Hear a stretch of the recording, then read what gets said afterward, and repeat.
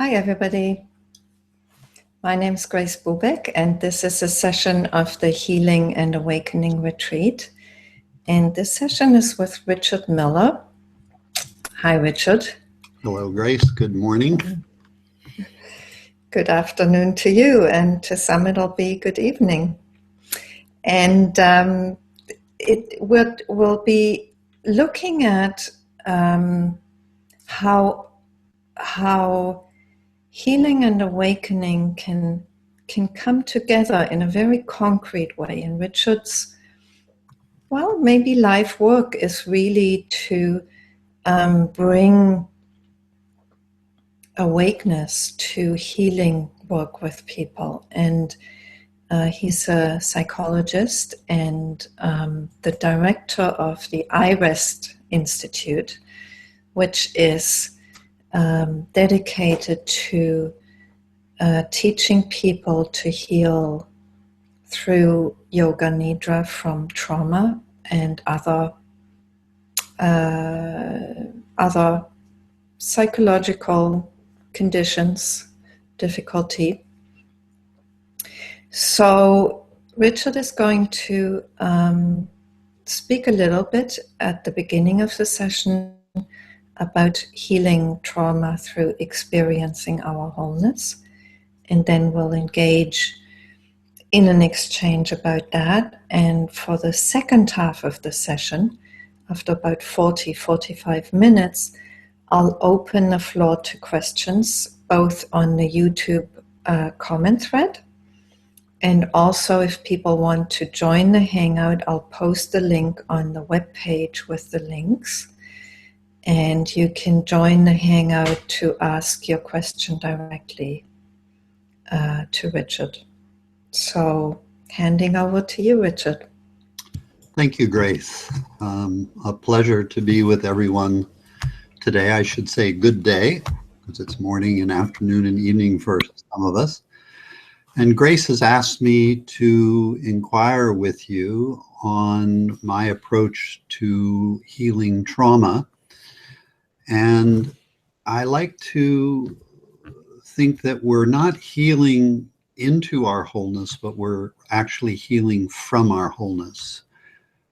I find, both as a teacher of meditation and a clinical psychologist, that it's important to introduce an experience of our wholeness as quickly as possible.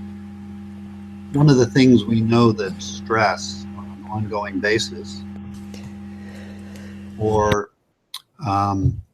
trauma of any kind, tends to give a sense of disconnection. We disconnect from ourselves, and we can disconnect from the world around us.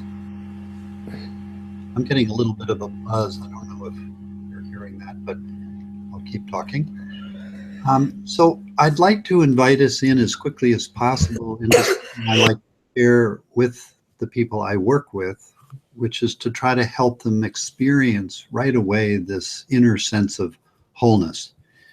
It's something we're all born with.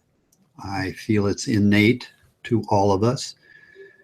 But for many of us, it becomes vestigial. Our family, our culture tends to reinforce a sense of separation rather than a sense of wholeness. So let me take a few moments with you and see if I can walk you through this experientially.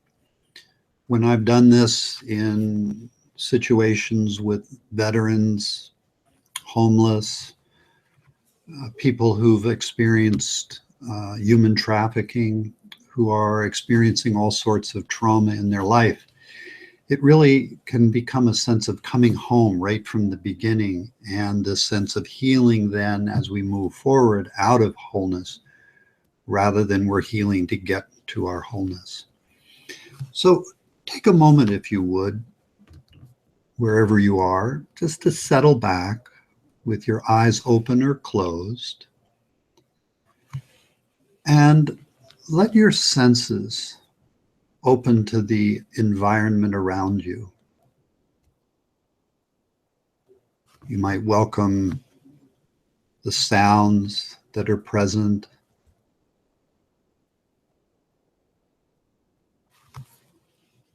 the sense of the room or environment around you, the sense of the surface that you're resting on that's giving support to your body. And then let your attention move into your body and be aware of the different sensations that are present. For instance, in your jaw, around your eyes and forehead, sensation in your shoulders that you're carrying into this moment. And as much as possible, let sensation fall down into your heart so that you're feeling or sensing out what I call from the eyes of your heart rather than the eyes of your head. And it helps initially to do this with your eyes closed, but you can keep your eyes open if that feels more comfortable. And from sensing from your heart, be aware equally, we might say, of what's out in front of you, the front of your body and the space out in front of you,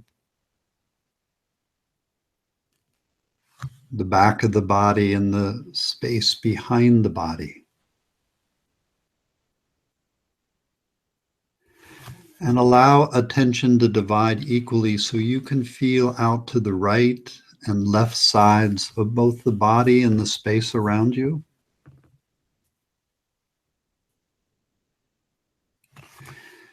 And then let attention equally divide itself so you're as aware in front as you are behind, left and right, inside as well as outside the body.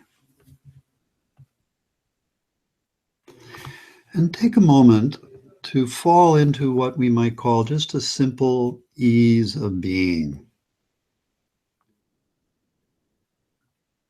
We all know this when we're between two doings or two thoughts, where there's simply a delight or an ease, a peaceful sense of being.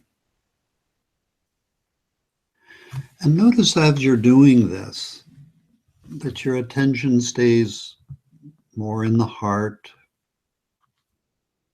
Some people feel it more in the belly. And that you continue to keep your awareness, your attention open. And notice, if you might, as you're sitting or being in this ease of being, how it can usher forth a quality of well-being or peace. Because as we settle into being, the thinking mind tends to slow down. You might notice that for a moment. The more you sense your body and the environment around you, the more you shift attention into sensing versus thinking, notice how the thinking mind just eases down.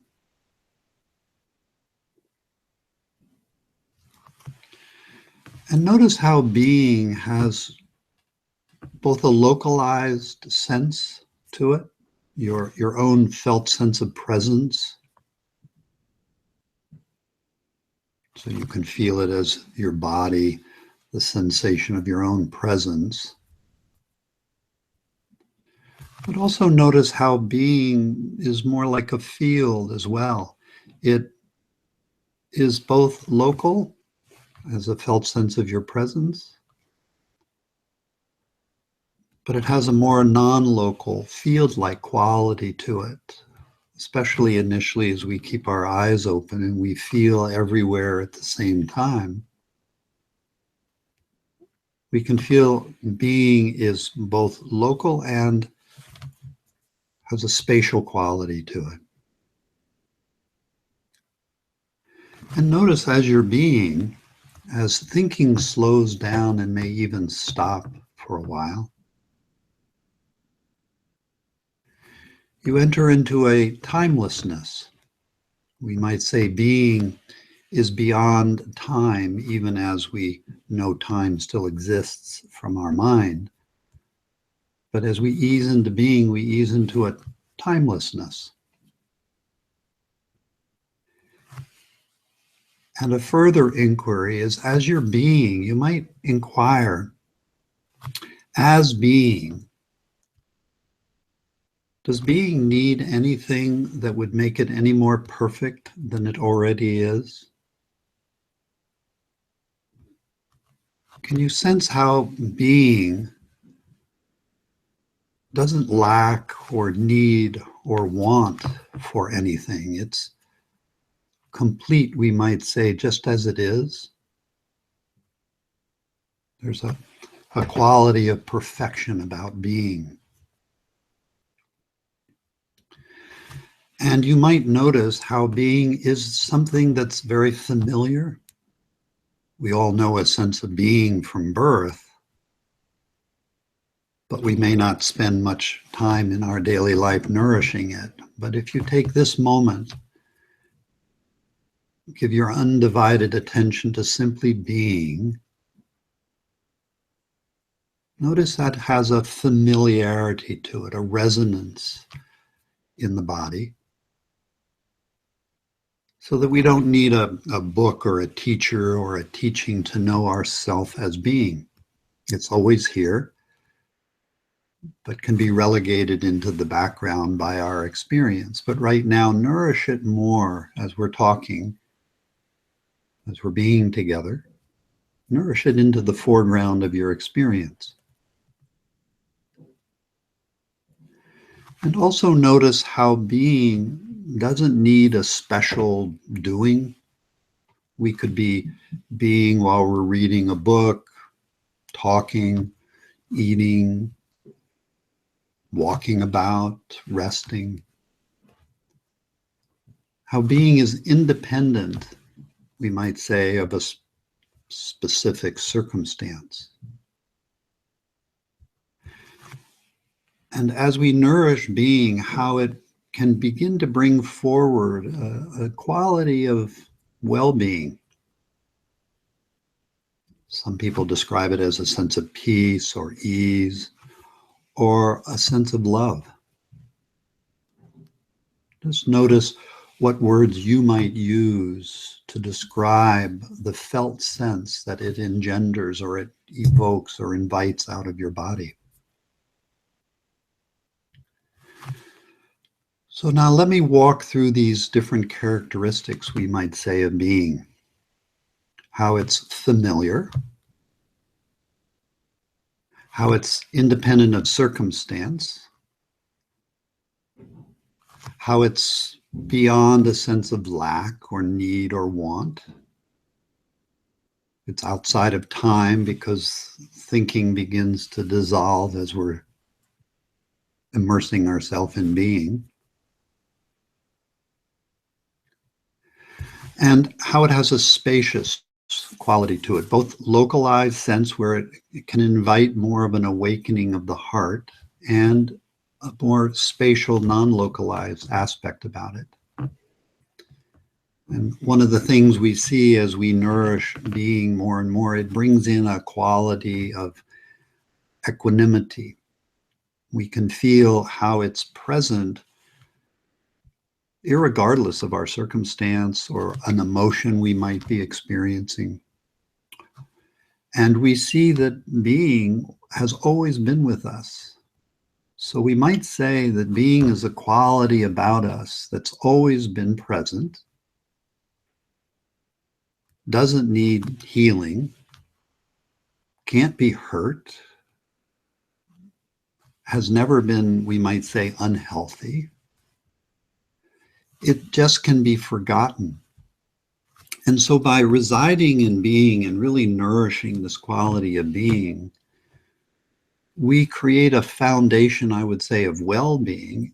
And the more we nourish it, the more we can see it has an unchanging quality about it. In other words, every time we visit this sense of being, it feels always the same, and yet always fresh and brand new. It has that quality of freshness to it. And yet it's always recognizable. And there's the possibility of recognizing that it's always present, even when we might be grieving or upset or angry or experiencing some kind of trauma. And the more that we nourish it, the more we can, in a way, flush it into the foreground of our lived experience. And so I like to introduce this as a first movement, I would say, in healing, because it provides the ground out of which now healing arises. So we can, in a manner of speaking, say there's something about me that has never been hurt, never been harmed, is always present.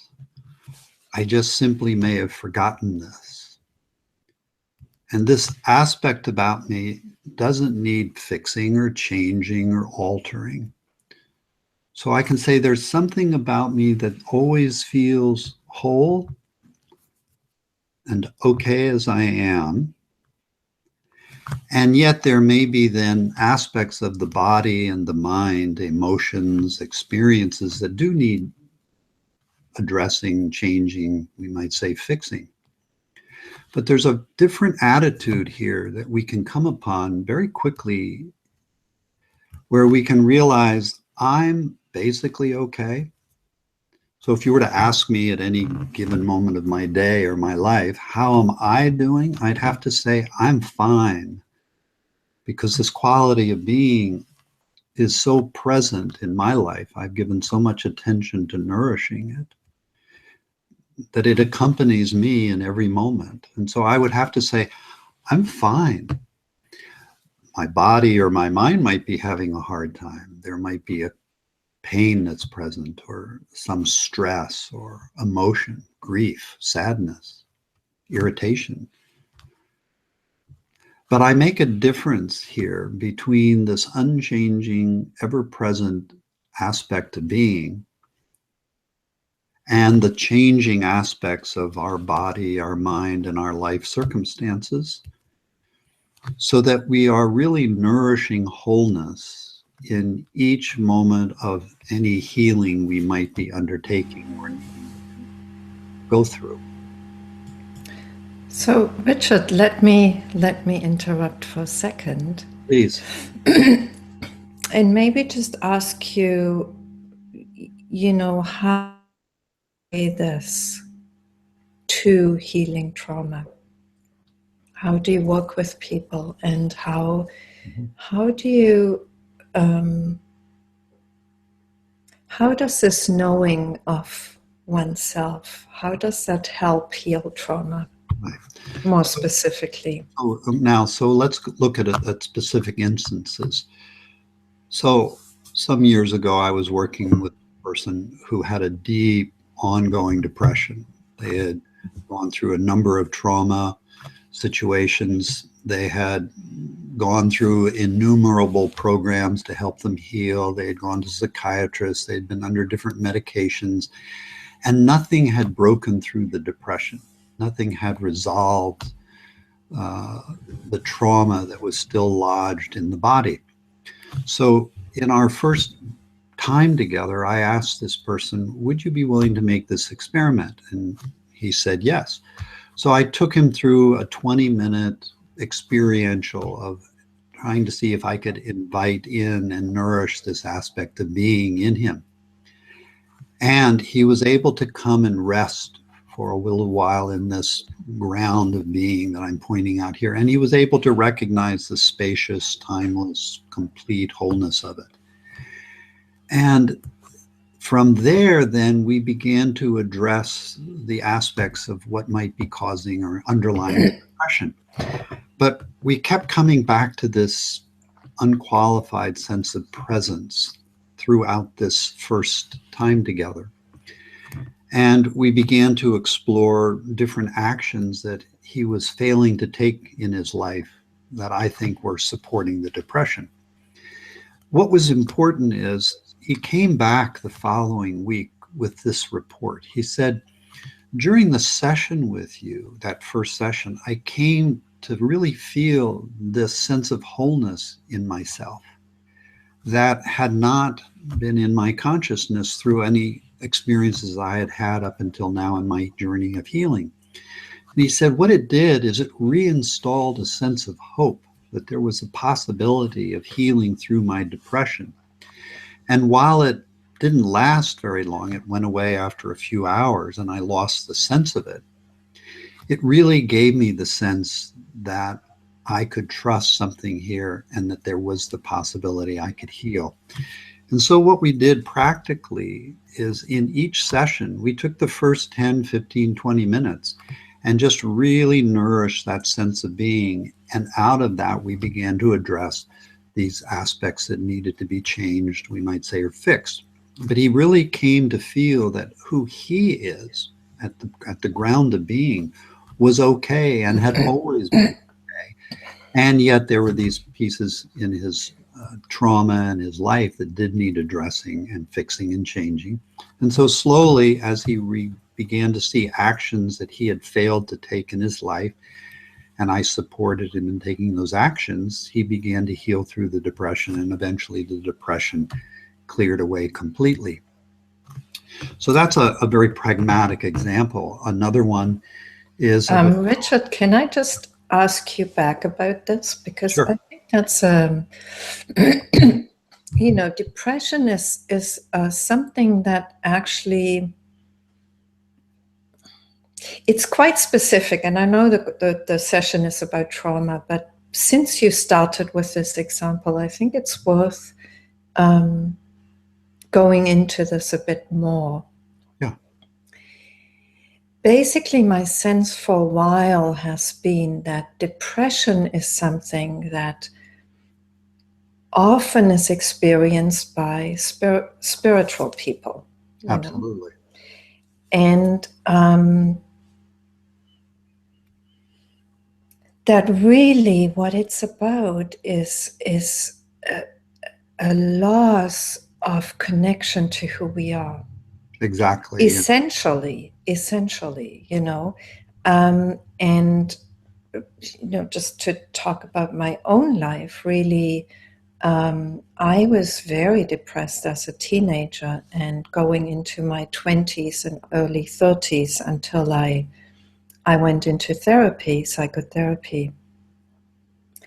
And the depression really only fully lifted when I remember one particular experience of feeling depressed. And at that point, I was already, I had met my teacher, Gangaji, and I was willing to simply, and I was able to simply open to whatever experience was happening. Mm-hmm. And here was this experience of depression, which was very well known to me. Yes.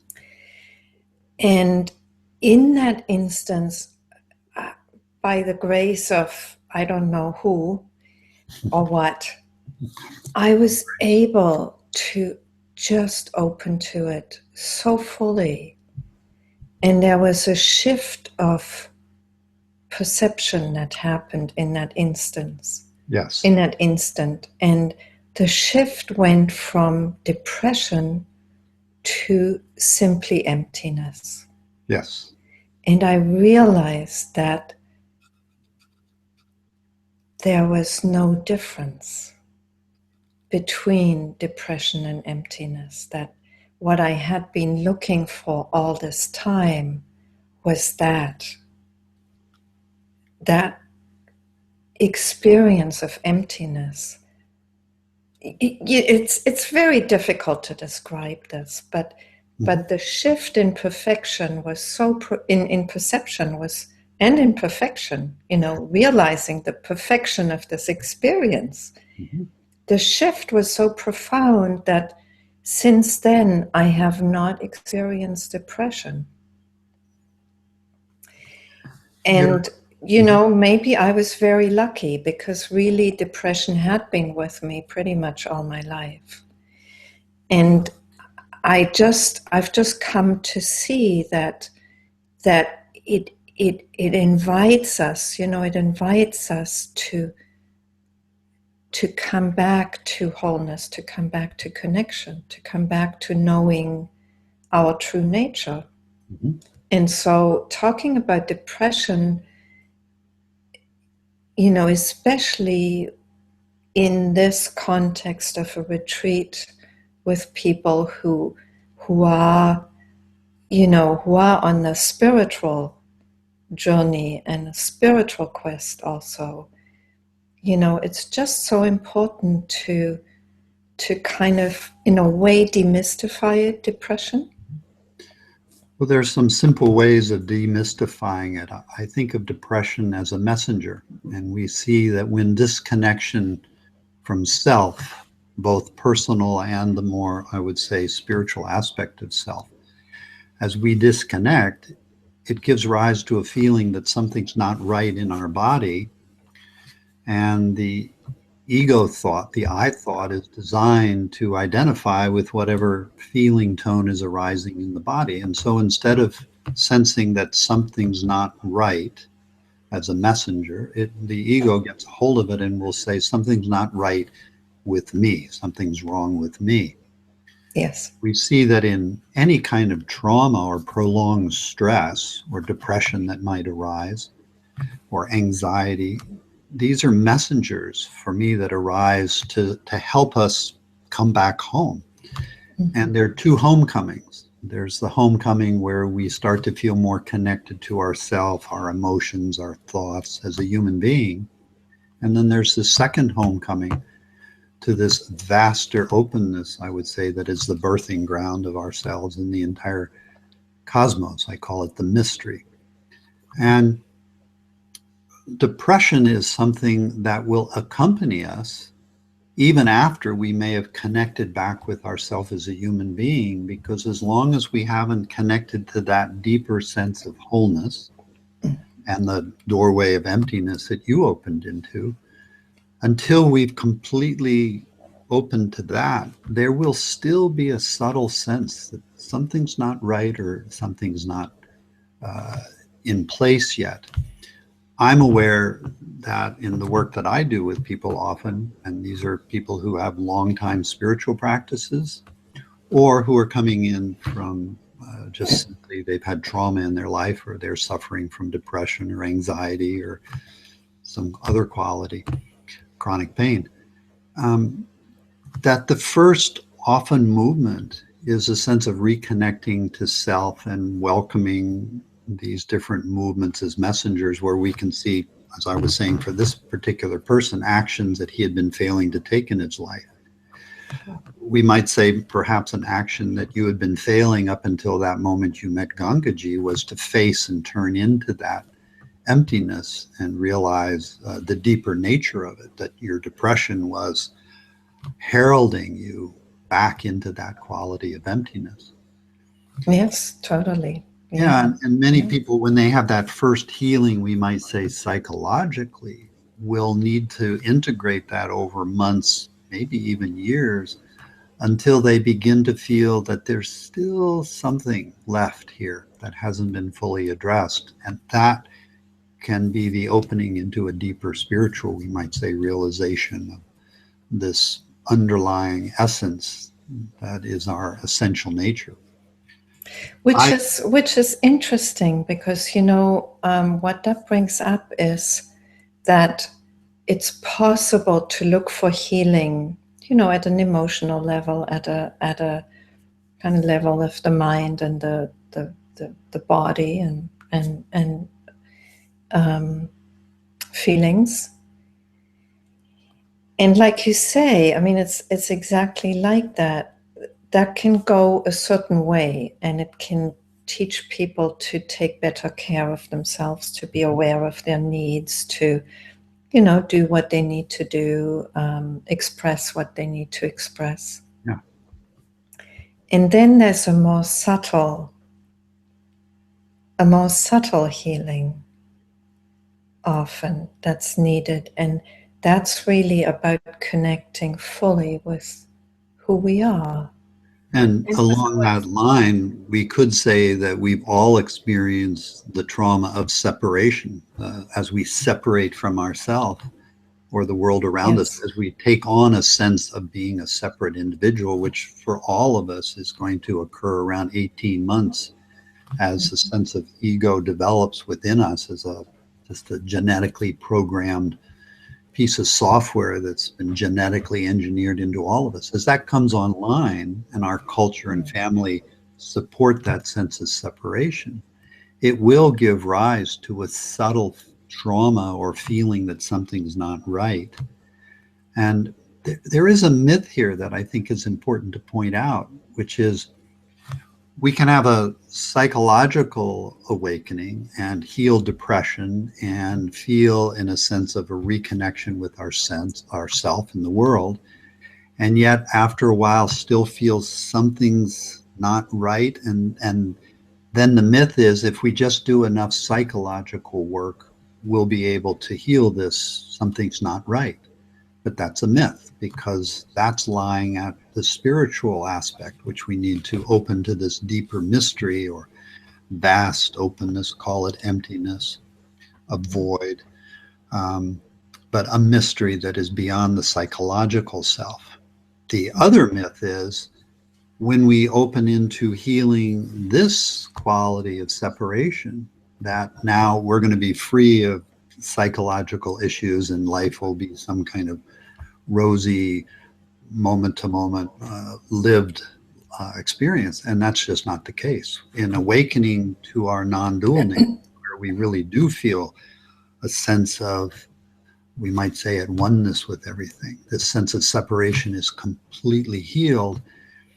It's often confounding to people when psychological issues resurface that hadn't been healed and still need addressing. So I think in terms of spiritual work, we need to understand that we're awakening at a very deep level that heals all sense of separation, but there is ongoing psychological work that we as human beings will need to continue to do, what I call embracing our utter humanness, so that we're integrating that sense of non-separation into all of our relationships and into our daily life of social, economic, environmental, and political circumstances. So it really is an awakening across all of our humanness and relationships. Yeah. So, Beautiful. yeah, I So, think this word, just as say one more thing, this word trauma can be misinterpreted that we have to have some huge event in our life that has caused trauma. Just this movement of separation that begins early on in all of us leaves a quality of trauma in all of our lives. actually, I was going to take you back to trauma. So, yes, I I really appreciate, addressing this trauma of separation, that happens just through individuation, psychological individuation early in our lives. And then there's also more specific traumas. When we talk about trauma, like you're working with war veterans, for example, and survivors of trafficking, human trafficking, and things like that. So maybe you could just give us more specific examples of how, how that understanding applies and translates into this kind of work? Yeah. So I've been very fortunate to be invited into different circumstances, to VA settings, hospitals, into work with, as you say, people who've been rescued from human trafficking survivors, and homeless shelters and other places where people really have deep trauma. And also, as a clinician over the years, I've worked with a great many people who've either been in an auto accident, they've been in plane crashes, or they've suffered trauma as a child, sexual abuse, psychological abuse, trauma. A couple of situations always stand out in my mind.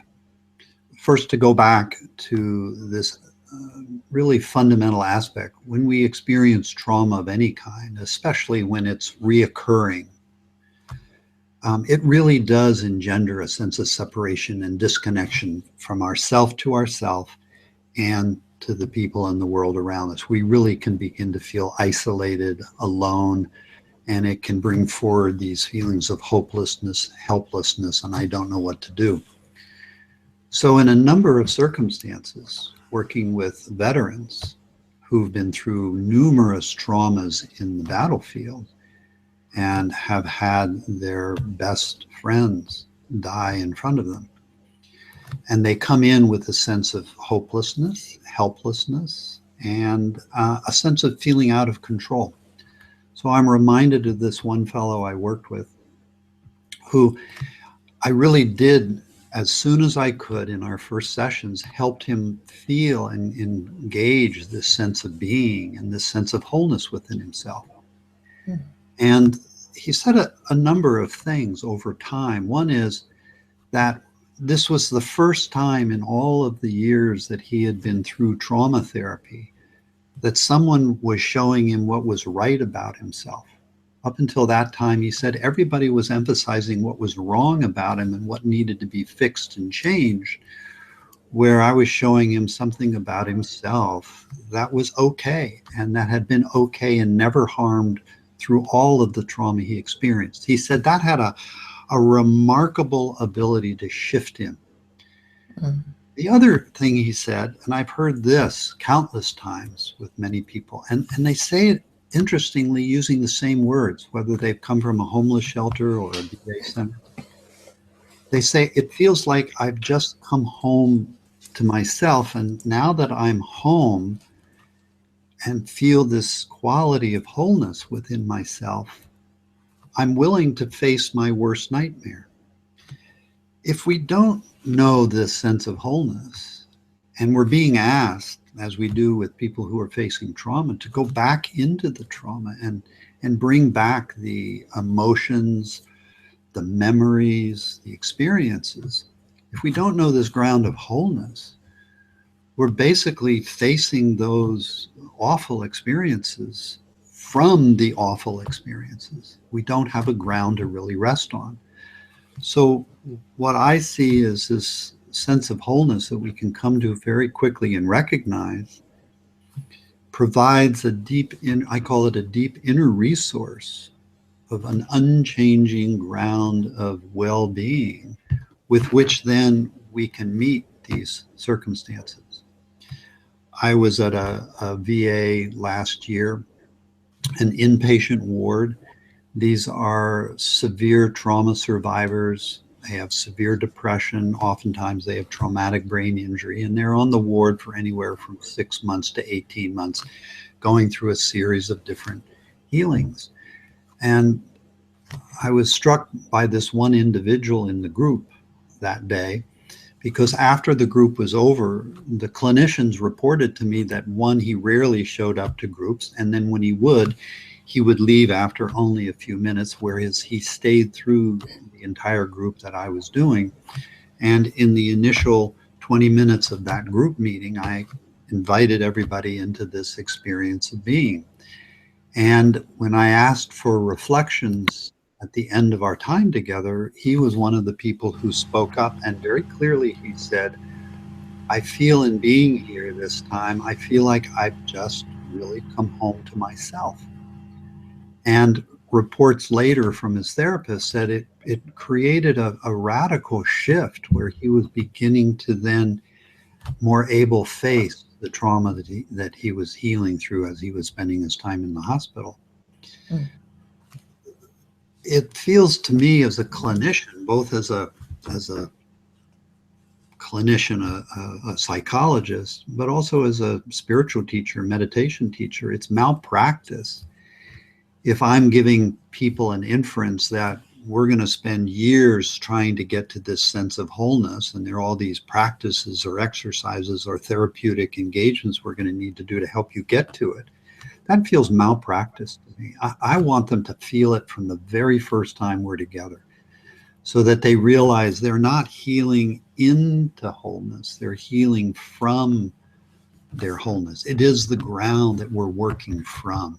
And when I got engaged in spiritual practices back in 1970, the comment that often was given to me was, I'm going to spend the next 20, 30, 40 years learning these practices so that I could awaken to my essential nature. Fortunately, I found very wonderful teachers who were showing me right from the very beginning this sense of wholeness, and that as I nourished and awoke to that quality of inner wholeness and healed the different psychological aspects, like I carried into it with me, a depression like you, as I healed through those, it just brought that sense of wholeness even more foreground, and that sense of separation dissolved at many different levels, both psychologically and spiritually. Mm. So I'm a great emphasizer of this as quickly as we can. I know your teacher Gangaji does this. We're trying to invite and evoke this sense of presence and being right in the very first meeting. We know it's there. We know it's unchanging. We know it's ever present, and we know for most people it's been forgotten. And the conditioning that we've come into over a lifetime has basically displaced it into the background. Our job, in a way, is to show that it's already here and to help bring it into the foreground. It's a beautiful understanding then, because we as teachers or clinicians then are showing something to someone that, in a way, from the very beginning, they're free of us. They already know, in a way, the healing that they don't know that they know, and we're helping them remember it. And as they remember it, they realize they become their own authorities. So it's a very liberating, freeing aspect where they're free of us as a clinician, even though there's a relationship that's helping them in the so-called healing that does need to happen. Mm-hmm.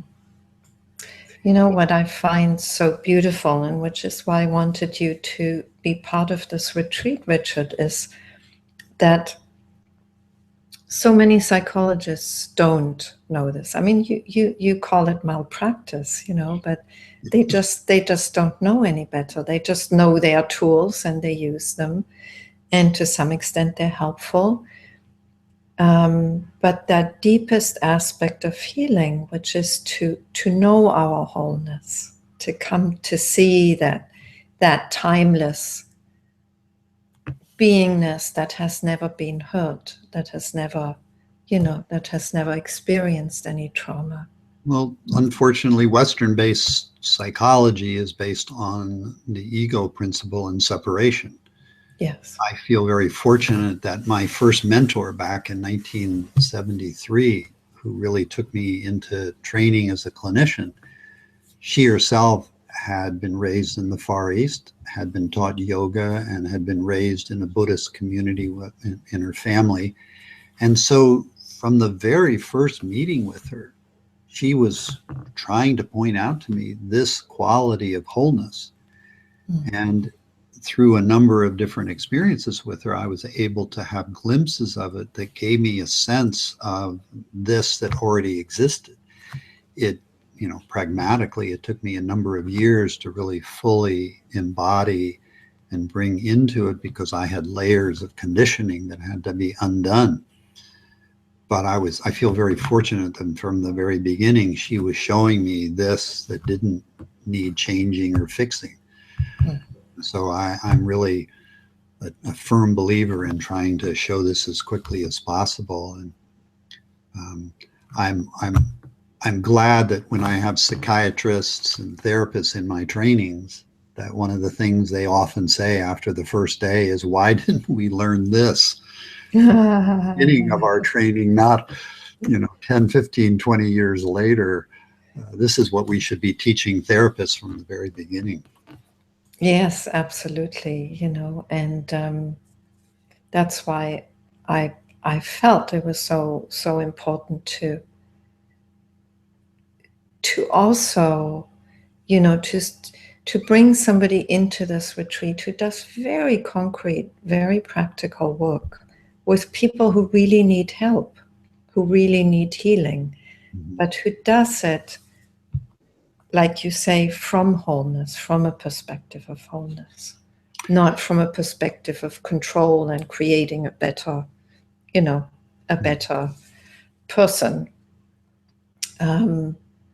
And yes, I mean, you do wonder how is it that psychology and a lot of self-help and psychotherapy can be so wedded to the separate individual that all they teach and they work with is that sense of creating a better separate self. Well, I have great respect for the tenacity of conditioning. This ego thought, which I see and I've come to appreciate as a function, and no amount of spiritual work is going to get rid of it. And I find in the adages of spiritual teaching these statements like kill the ego or, get rid of the ego. We need to understand it. I'm grateful again for my teachers who didn't say get rid of it. They said, let's understand how it works, what's its functioning, and then there's a freedom from it.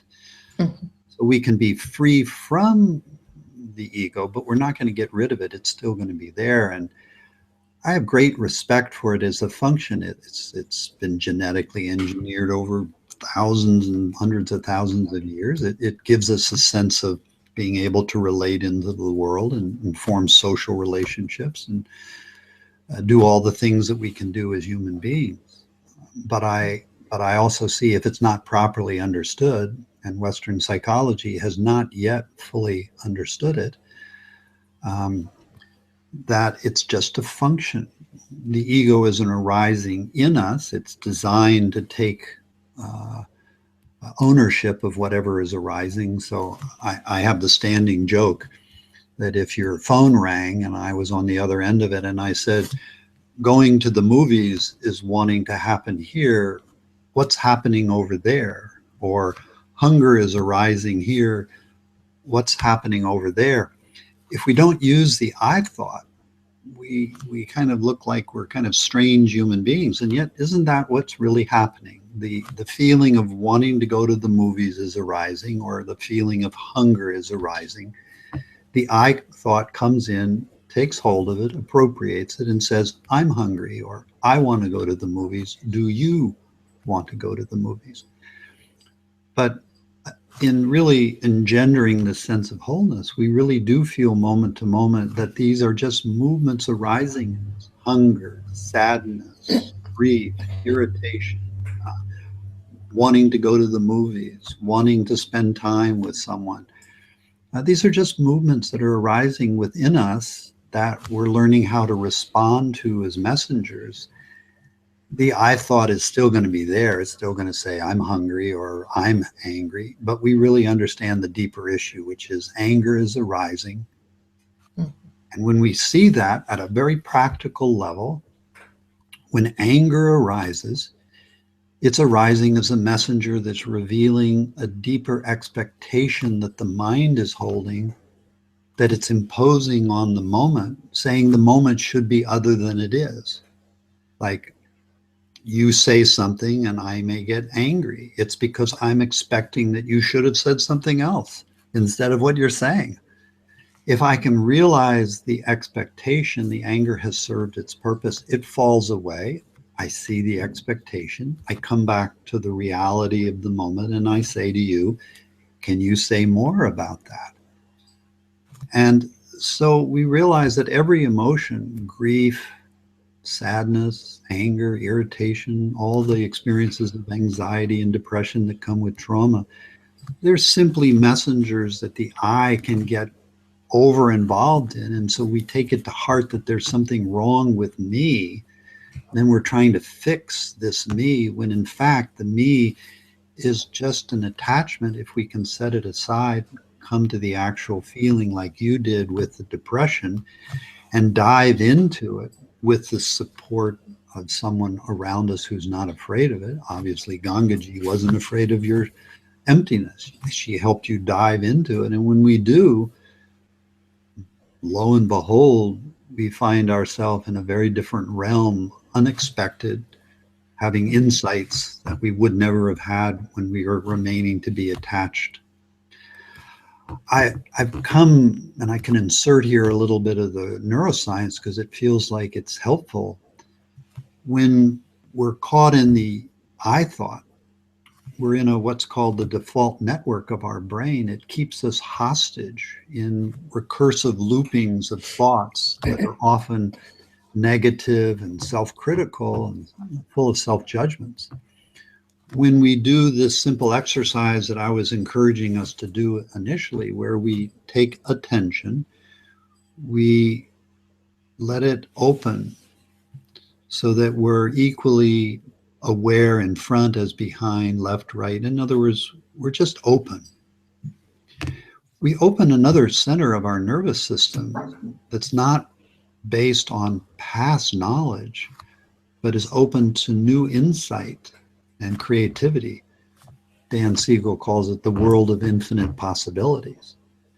So when I'm working with people, say, experiencing trauma, I'm always asking them to open their field so that they're attentive in a way everywhere, because I know that I'm opening them to this world of possibility where an unexpected insight can come. Mm. At a practical level, years ago, I was working with a woman in 4th stage cancer, and she came in with tremendous judgments about herself, how because she was part of a New Age community and she was using affirmations, and yet the cancer had continued to grow, and she felt that there was something wrong with her. If she could only find the right methodology, she could heal the cancer. Mm. And as I helped her probe that, and also with her, again, I introduced her first to these 6 aspects of being: spacious, outside of time, a sense of perfection outside of lack or want, the sense of completeness, where it's something she could feel she always knew but hadn't been nourishing and was outside of any circumstance. As she really felt that, and then I asked her, what was the belief that she was holding? And ultimately, the base ground belief she was holding was, I'm unlovable. If I were really capable of loving and being loved, I could heal this cancer. That was the actual belief that was underneath her hopelessness and helplessness and depression. As I asked her to hold that belief and contemplate an opposite, if I asked her, if this weren't here, what might be instead? And she said, well, I would feel that I'm lovable. And I said, well, open to both of those. Let your attention equally feel I'm unlovable and I'm lovable. And what's unique about holding opposites is we cannot do it with our mind. Our mind tends to be localized in a direction, so we can either feel one or the other. But in order to hold 2 opposites, whether it's the opposites of I'm unlovable and I'm lovable, or the simplicity of 2 opposites of our hand, we really feel both hands at the same time. We drop out of the thinking mind. We step out of the default network.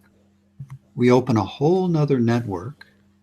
And as she did this, and as she, in a way, stepped out of her thinking mind and really just felt, and we have to feel our way into these opposites, as she was feeling her way into holding both opposites at the same time, she had a most radical insight.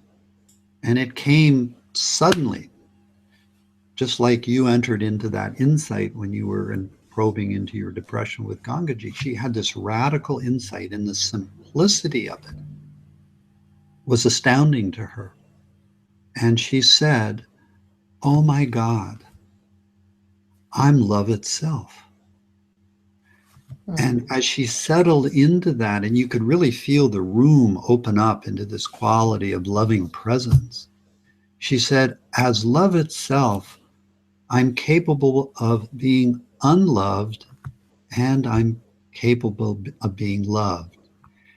And in the deeper exploration, what we came to was the trauma that she had experienced as a child, undergoing numerous instances of psychological abuse by her father. She had come to equate love with abuse.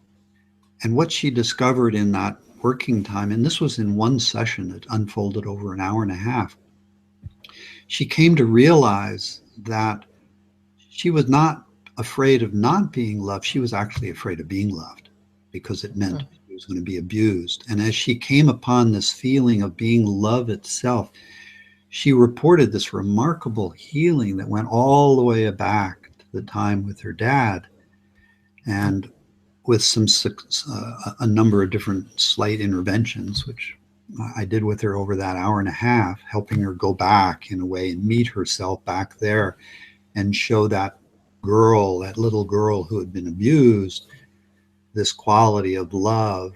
And there was a kind of a reunite of herself with this little girl. There was a deep healing. And what was beautiful is she reported, because I followed her over the coming months as her cancer continued, and she did different interventions of chemotherapy and naturopathic, and she ultimately succumbed to the cancer. But what she reported was, from that moment on, that deep belief of I'm unlovable just had dissolved, and she carried with her this sense of wholeness and love that she said she realized she no longer needed to be healed, and that she had confused healing herself with healing the cancer, and that feeling that she had come to feel, the helplessness, the hopelessness, actually was the messenger bringing her back home to this quality of wholeness that she meant during our session together. And so she carried with that in the coming months. And she said basically that sense of wholeness never left her, and she was no longer needing to heal herself, even as she continued to work and see if the cancer could be healed. And she ultimately died. But I think of her dying with that sense of wholeness, that sense of love, and the words of Rumi, I think, keep coming back to me, which is she died with the face of satisfied desire, rather than that feeling of lack and wanting. So this feeling of wholeness, it when we really rest in it, it turns off these default negative cycles of thinking. It opens us to new possibilities and insight that otherwise wouldn't have when we're just being held captive by our conditioning. So it's very, very pragmatic and very practical, and has applications across everything from trauma to chronic pain to sleep issues, because I've done research with all these using just this simple approach, and it's astounding how simple and powerful it is. Beautiful. Thank you for sharing that with us, Richard. And I'm just very aware of time. Yes. And wanting to open things up to people on the YouTube comment thread, and also people coming onto the Hangout. So let me take a minute to check in with the YouTube comment thread.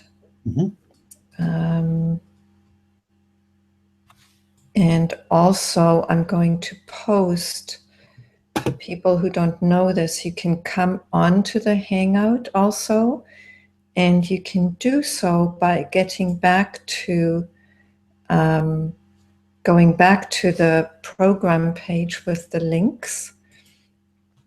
And I'm just going to post the link for you. And then you can click on the link and actually join us on the Hangout and even ask your question live to Richard. So here we go.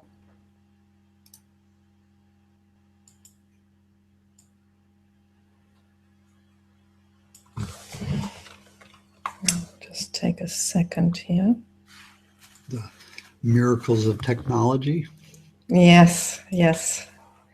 They do happen in time, though. So, okay, I'm just stay in our publishing. timeless, even as time is unfolding. Yes.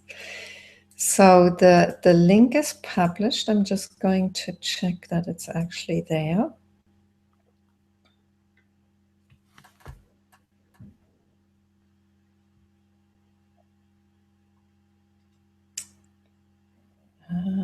Yes, it is there. So you can go to the program page with the links and you will find the link for joining the Hangout.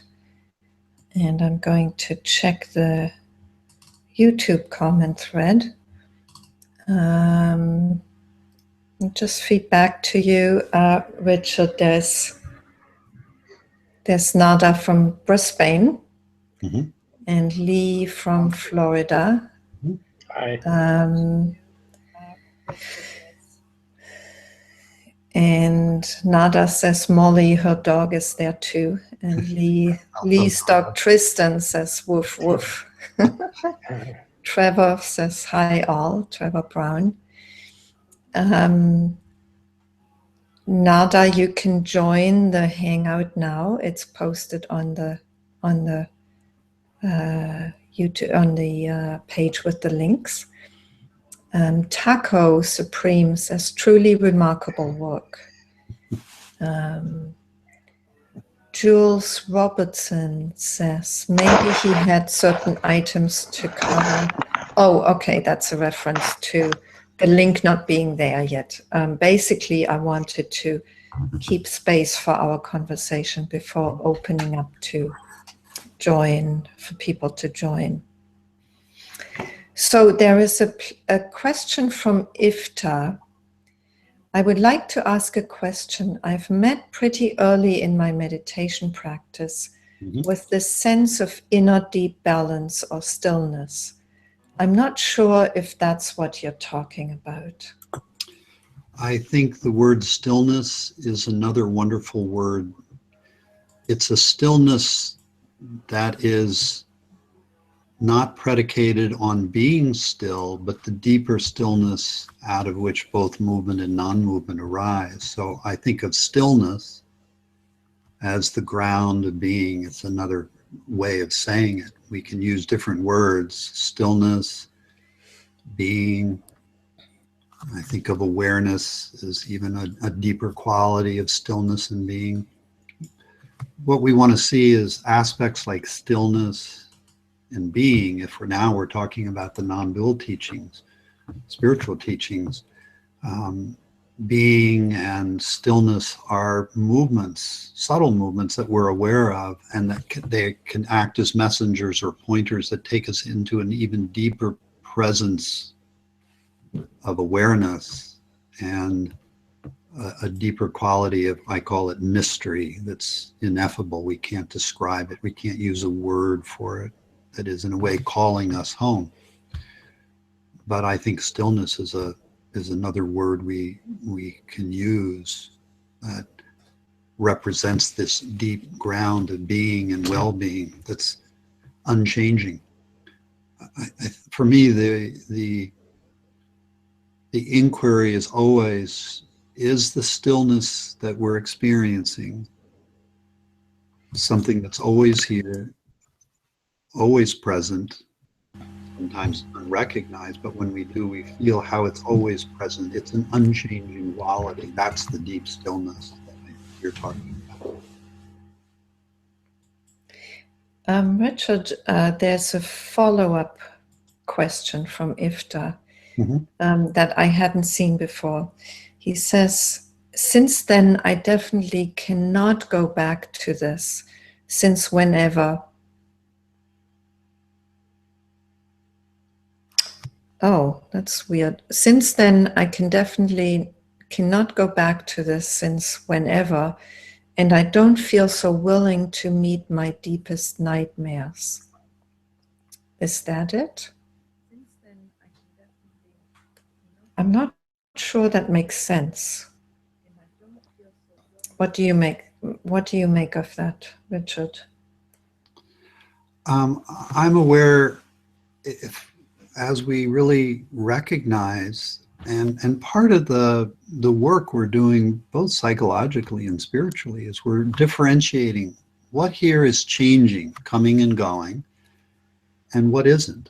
So an emotion, anger, sadness, irritation, a quality of silence. There's a silence that comes and goes. There's a quality of stillness that comes and goes. But we're using that to ask what's always present before, during, and after any of these other more what I would call changing circumstances. And we're differentiating out this unchanging aspect of being, call it being, or call it awareness, or a deeper stillness.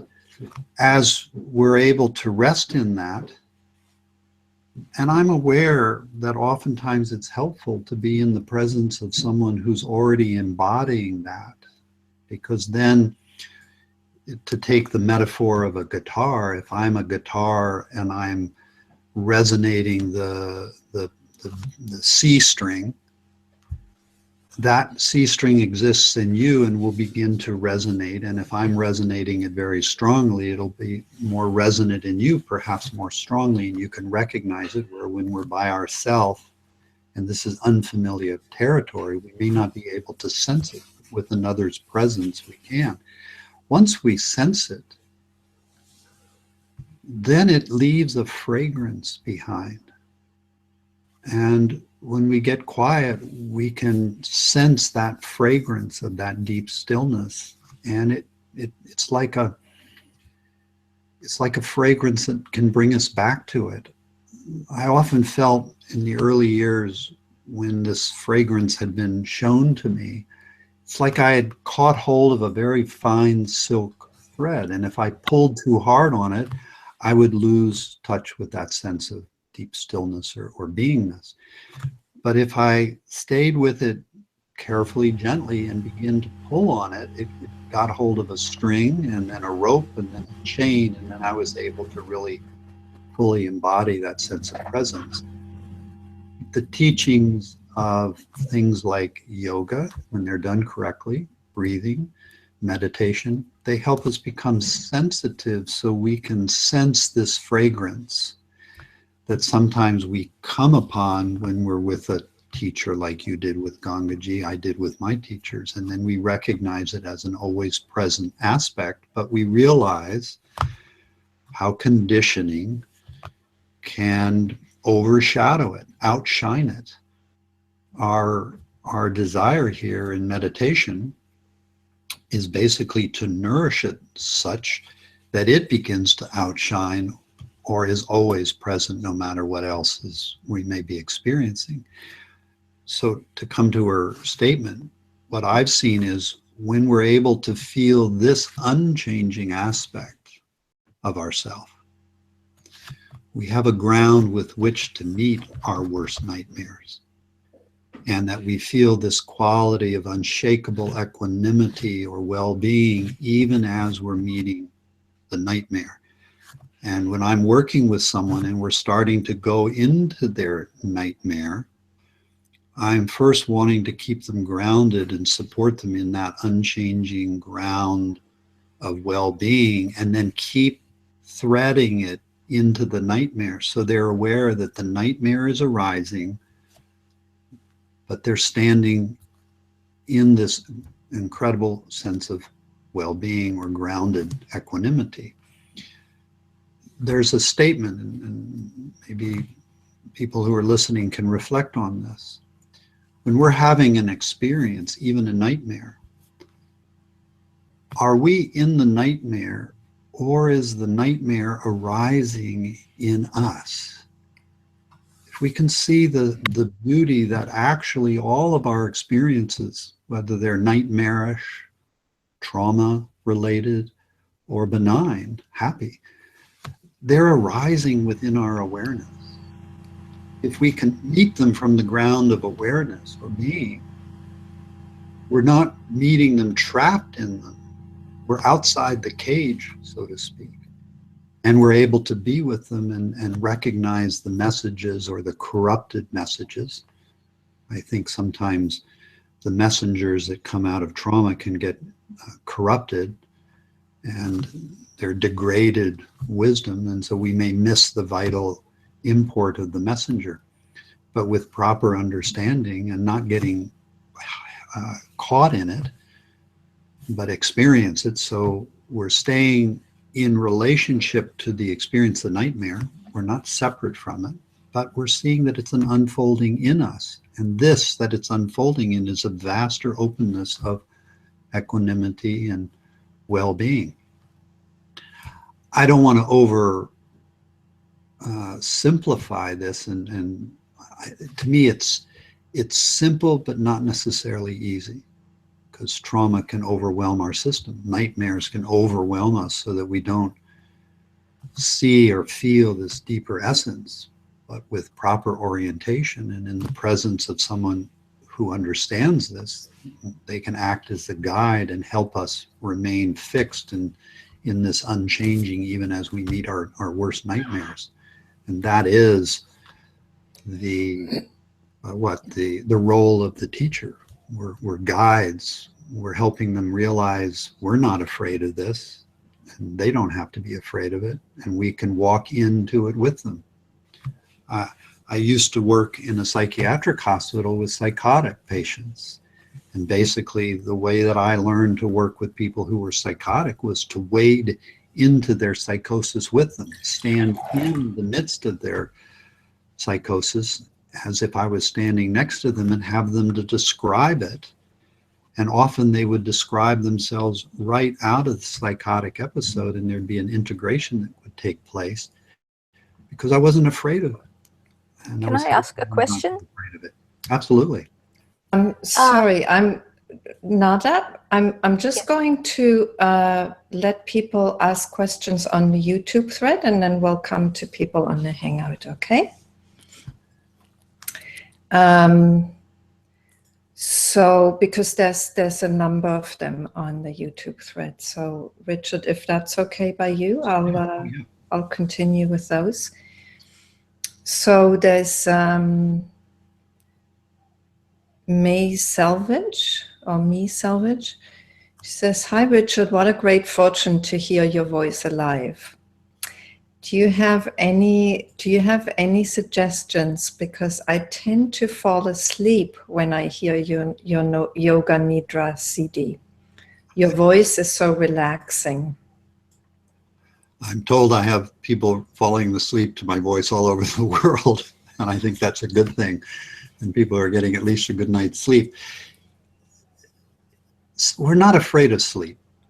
The only way that you're going to learn how to navigate not falling asleep is by your willingness to fall asleep. Sleep is another state.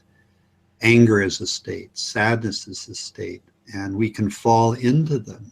But by our willingness to allow them to arise, we can inquire, even during sleep, what is present that was there when I was awake? Our very presence of being is independent of the state. So I would say allow yourself to fall asleep, but instead of saying, I fell asleep, notice that you're the awareing presence in which sleep came about, in which the body and the mind slept, and then in which the body and the mind wake up. So we're actually in the practice of meditation, the way that I teach it, is we're learning how to navigate even states of sleep where we realize I, as the wearing presence, have never gone to sleep a day in my life. The body sleeps in me and awakens in me. And there are these moments right in a way after the body has fallen asleep, but before we may have fully identified with sleep, where we can realize and we can hear the body snoring, for instance, or sleeping in us, as well as the moment when we're first awakening in the morning. We can watch the body, the mind, the senses, and the world reappear in us, but now feel this awareness that was there all night long in which the world is reappearing. So I would say, do fall asleep during meditation. Let the body-mind fall asleep. It's just another changing state that we're learning to navigate and, in a way, be free of, even as it's present. So on long retreats, especially when I have people meditating and doing yoga nidra a lot during the day and into the evening, at nighttime, because meditation is so continuous all day long, at night as the body falls asleep, people begin to feel this paradoxical feeling that I'm not asleep. But what they recognize is the body is sleeping soundly in them. They're coming upon this awakeness that is always here. It just gets overshadowed by the state that's arising in the body or the mind. Great, thank you. So there's one more question from Jules Robertson. Can you heal a trauma without having a full memory of what happened? Absolutely. Many people experience trauma pre-verbally. It may have happened while they were in the womb. It may have happened before they developed a cognitive ability, before the myelin sheaths in the brain had fully come online. Absolutely. We do not need to have a cognitive understanding. We don't need to have a thought-based understanding to heal through trauma. It is in the body. So we're facing trauma, from my perspective, from the body, not from the mind. And we're learning approaches that are allowing us to navigate these, we call them somatic states, that are precognitive. And in all of us, there are very deep precognitive experiences that we need to learn how to navigate, that are never going to have words assigned to them, but we can heal through them. And I've seen this constantly in my practice. And with so many people, a lot come to me, their trauma happened way early in their lives. And we can still heal through it. It's healing isn't an intellectual cognitive affair. It's a somatic felt sense. And luckily, this felt sense of being is also something that's precognitive. So we can meet a precognitive trauma with the precognitive experience of being and have a very deep healing and never know why we had the trauma in the first place. Thank you. Thank you, Richard. And actually, there's another question that popped up. Ellen Mara, not sure I can see your name properly. She says, or he says, I feel a little lost. I've had tiny glimpses into this unchanging quality, I believe, but they are extremely rare and fickle. How can I truly see that I am what doesn't change? Yes. When that glimpse comes and when it goes, become curious. What was happening right before that glimpse came? What was happening right before that glimpse left? So that's one inquiry I might suggest. That was very helpful to me. The other is, notice in every moment that you're aware of something and the attention is on what you're aware of. So you might take an object in the room in this moment and realize you're aware of it. We want to keep feeling into the quality of awareness itself. What does awareness feel like? Because we're always aware. Can we keep feeling back into this field of awareness that's not mental? So one of the exercises I would ask you to engage is the one I did at the very start of this program, where I asked you to simply let your attention dissolve so you feel yourself everywhere and nowhere specific.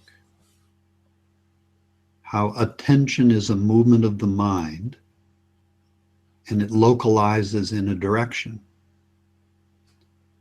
By asking yourself to dissolve attention so that you're everywhere,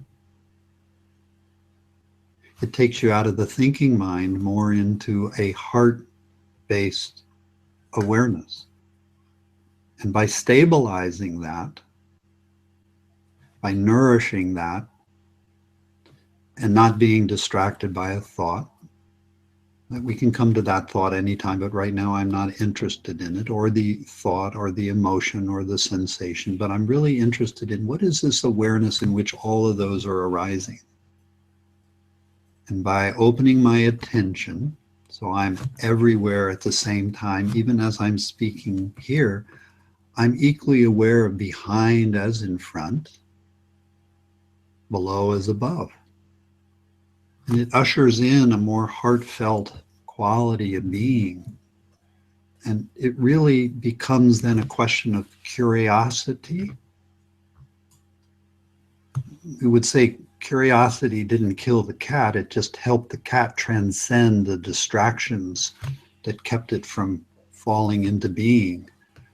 So nourish this sense of awareness, nourish this sense when attention dissolves and you shift into the heart away from the thinking mind, and you nourish that over periods of time, this glimpse then just naturally comes foreground. And we may see right before we have a glimpse, there's a moment of letting go. And right before we lose the glimpse, there's a becoming embroiled or distracted by a particular thought or memory. But do notice that even as the memory or the conditioned thought or experience begins to hold you hostage, that is itself arising in your awareness. So if I were there with you in every moment and I kept saying, are you aware of this? What does awareness feel like? I would keep calling you back and nourishing this underlying sense of being and awareness. It's never not, it always is.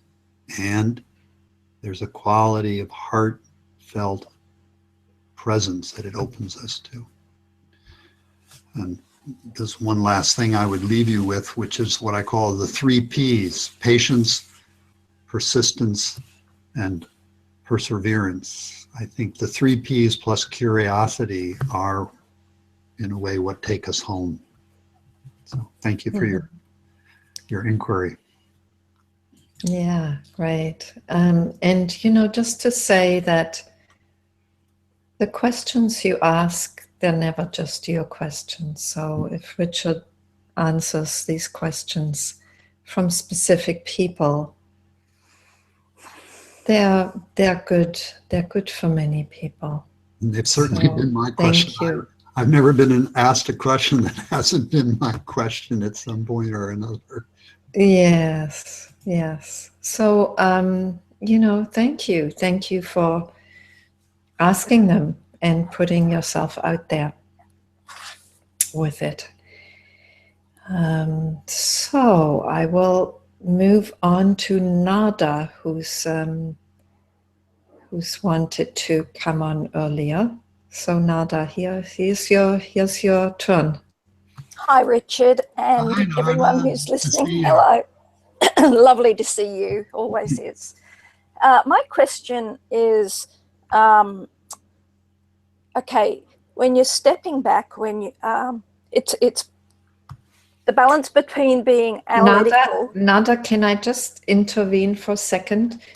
Your face is totally dark. There we go. How's that? I'm wondering whether you could turn a little bit so that light can come onto your face. Is that better? Yes, that's much better. Thank you. No, it's dark again. Yeah. Okay. Good. Okay.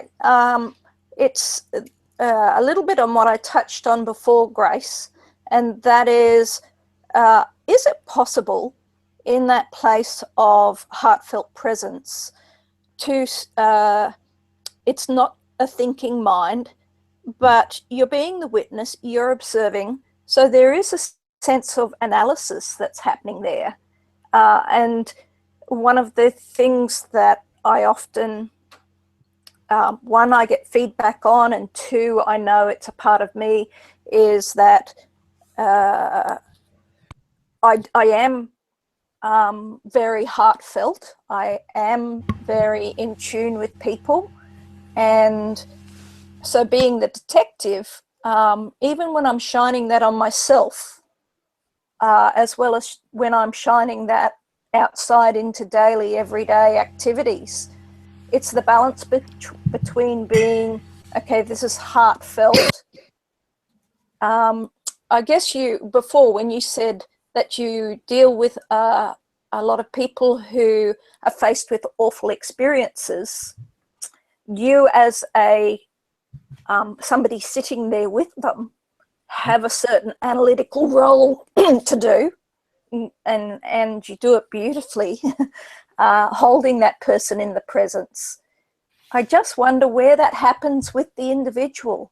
I wouldn't call it an analytical aspect, actually. That's not the way that I experience it.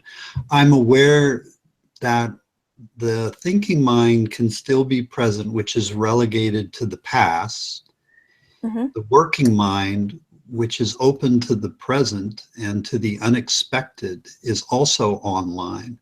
Okay. So we're not letting go of past knowledge, but mm-hmm. it's coming in a way fresh, I would say, through this working mind and this more present-centered aspect of our nervous system. So when I'm working with the person, I'm looking from my heart, not from my eyes. And so I'm feeling into them, and I'm waiting in a way for what's the intervention or the words that are being called forward by our interaction.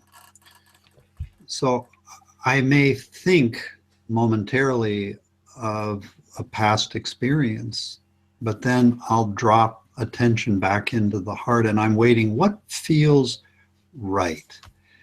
And you've heard me talk about this before, but I think within each of us we have an inner gyroscope that as we're navigating a moment with another human being or just in our own life, we're sensing what feels right. And that's not mediated by the thinking mind, but more by the feeling somatic, heartfelt body. And so when I think of saying something to someone, or I think of making an intervention, I'm trying to feel, does this feel right? And if it doesn't, I don't make it. Or I may say, would you be willing to try something? It's an experiment. But I'm always looking for that rightness. And when I'm with the person, I'm looking for them to reflect back a quality of rightness, which comes somatically, not analytically. So I don't think of the work that I do as an analytical based therapy or meditation process. It's really heartfelt, intuitive, it's open to the unknowing, and yet we are in every moment pulling or bringing in all of our past experiences. So we're not setting them aside. We're just open to this freshness of the unknowing. Yeah, I trust the experience, and I then am trying to explain that to myself. I guess that just comes again with there are no words to really explain that experience. I just trust it. I trust it. And again, it's that inner gyroscope I'm looking towards. Does this feel right? And to me, that's part of the mystery that we're all birthed in and unfolding. And it's the mystery in a way that's telling me what to say in every moment. And the more that I and my past get out of the way, the more that mystery can speak its intelligence, and the other can manifest it as well. Thank you. That explains it perfectly, and I knew you would. Thank you. Oh, dark again. Mm-hmm. Thank you, Narda. Nice to see you. Yeah, thank you, Nada, for asking that question, also probably for many. I'd like to bring on Peter. Peter, do you have a question? I'm going to unmute you. Just a sec.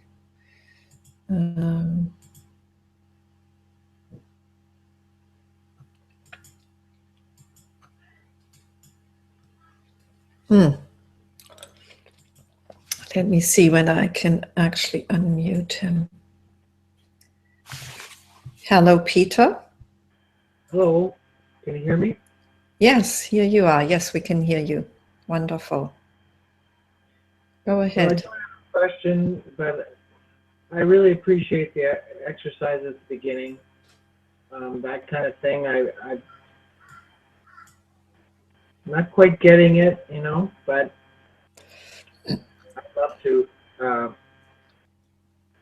be invited into the experience of being, but it's just not happening too much for me, but I'm satisfied with the way things are going. I'm sorry to say that my camera is coming out the back of my computer instead of the front, so Peter, I'll give you a link if you send or anybody listening, if you send an email to info@irest.us, info@irest.us, at irest.us, which is my website, info@irest.us, and request the MP3 on being. I will send you an MP3 recording that shows this inquiry into being and leads you through it, which might help you gain an insight. Okay. I appreciate that. Thank you. Absolutely. It does take time, and it's outside of time, so we're in a paradox here. Yeah.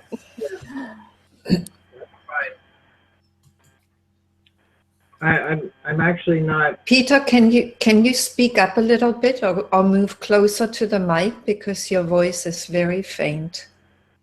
Okay. Great, thank you. I'm interested only slightly in the aspect of healing, but I'm more interested in the awakening aspect of this retreat. They're not separate to me. I understand, yeah.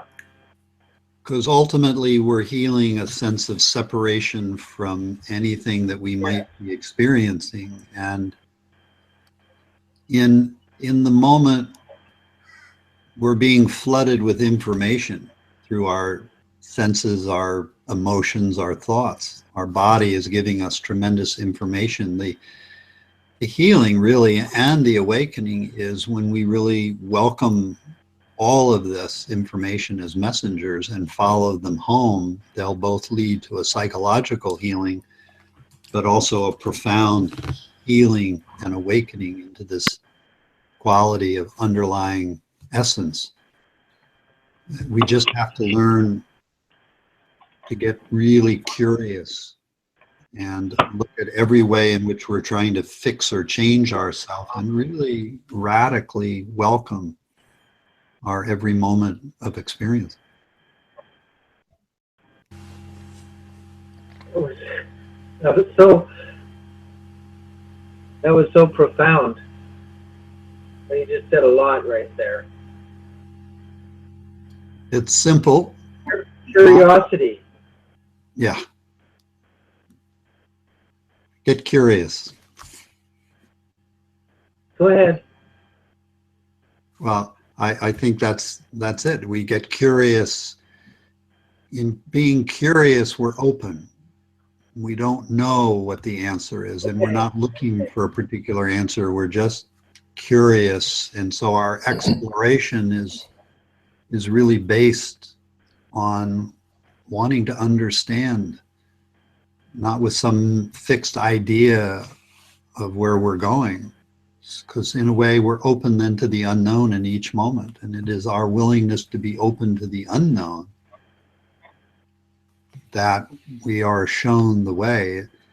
But it can feel often like we're like a blind person navigating darkness, or navigating a dark room where we can't see our way. We have to sense and feel our way slowly, carefully, but with curiosity. So I think these attitudes, curiosity, patience, persistence, our willingness to keep coming back over and over, they're instrumental in both healing and awakening. Coming back to what? We're continually coming back to a sense of openness, and underneath that is this quality of being and the awareness in which everything is arising, that is a portal to a deep healing of our sense of separation. When we fall into this, I call it the mystery, and it's here for all of us in this moment. If we can just step out enough of our thinking mind and really feel into the heart, the thinking mind falls away. There's a deep mystery that we can begin to sense. It's not intellectual, and it has a very somatic feeling to it. Is it a practice? I would say it's an orientation. We can call it a practice if you wish, because you're continually coming back to it over and over. But I would say it's an orienting of ourself to a different way of being, where we're not as focused on the things that are arising, but this mystery that things are arising in. Call it being or awareness. The word isn't important, but it's not intellectual. It's always here. We just get caught in the changing. But feel back, let attention be open. You could call that a practice. And the thinking mind begins to stop. And as Grace was pointing out at the very beginning, there's a vast openness here. Some people experience it as an emptiness, a void. But Buddha very rightly said, do not mistake this for an emptiness or a void. There is something here that is not simply empty or void, but that is always present.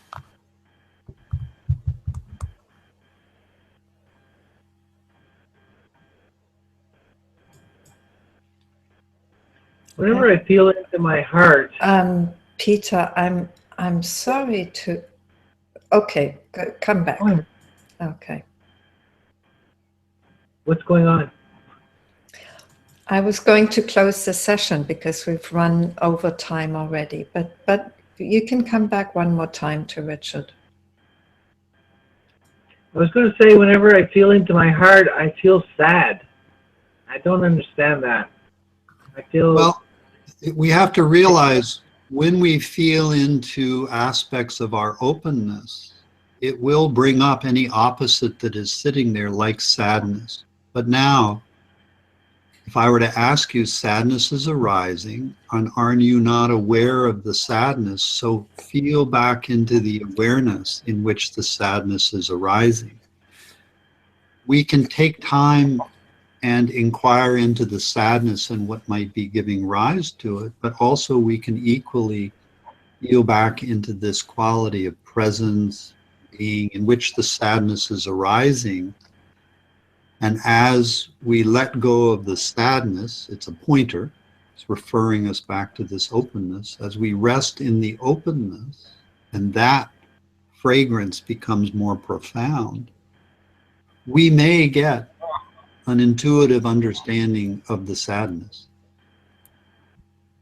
Or the sadness was simply left over because we've disconnected from ourselves, and as we reconnect, the sadness may dissolve. It served its purpose. It was simply a pointer back to our openness. So sadness can serve a purpose psychologically, that it's pointing us to an action we may need to take in our life, that by taking it, the sadness dissolves. Or it may be pointing us back to our essential nature as awareness and being, in which case it served its purpose and it dissolves. In either case, psychologically taking the action we need to take as a human being, or falling into our vastness of openness, sadness has served its purpose. It may linger for a little while, and then ultimately it may dissolve. So we use it as both a pointer to what we need to do as a human being, and we use it as a pointer to the vast openness of awareness in which it's arising, which takes us all the way home to our non-separate essential nature. Okay, thank you, Richard. You're welcome. Thank you, Peter. Thank you to all of you. And I think it's really time to come to an end with this session. And I want to thank Richard for, just bringing your very down-to-earth awakeness to this, and also your very great experience with working with people with trauma and various conditions of separation. And just bringing a very concrete perspective to what may seem like really two different things, healing and awakening, and may seem to be like located in two different realms, the abstract, the absolute and the relative.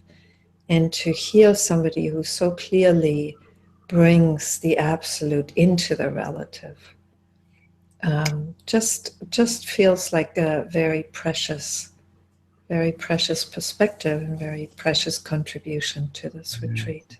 It's a wonderful point you're making here, which is we can initially feel we've got a foot in two worlds, but ultimately it's not two worlds, it's one world. And I find embracing our humanity, we integrate that absolute into the relative, and they become one movement. It's not separate, not two. So thank you, Grace, for your grace in opening this conversation. I deeply appreciate your presence as well, holding this space. Yes, and I'm sorry. I'm also having quite a bad cold, so I kept having to cough and mute myself. And I didn't hear it once. You didn't hear it. I screened that out, but you might have seen it. And I apologies to those of you who are on the Hangout who didn't get to interact with Richard. Sometimes I just have to make choices, and I wanted to give space to people who hadn't come on yet. So thank you for being part of the session. And just to say actually two things. One is that the retreat is donation based. So if you've come onto the retreat through some means other than registering, your donation is appreciated on the healingandawakening.com website. There's a page for donating. There's a donate tab. And also to, just to say to those who are watching this session after the retreat is over, you will find the other sessions from the retreat on the healingandawakening.com website. And if you're interested in receiving the newsletter about other live online events, you can sign up for the newsletter on this website also. So thank you to all of you for participating, and thanks again to Richard and everybody. And we'll see you again. We'll see you again tomorrow. All right. Thank you, everyone. Thank you, Grace. Thank you. Bye-bye. Bye-bye.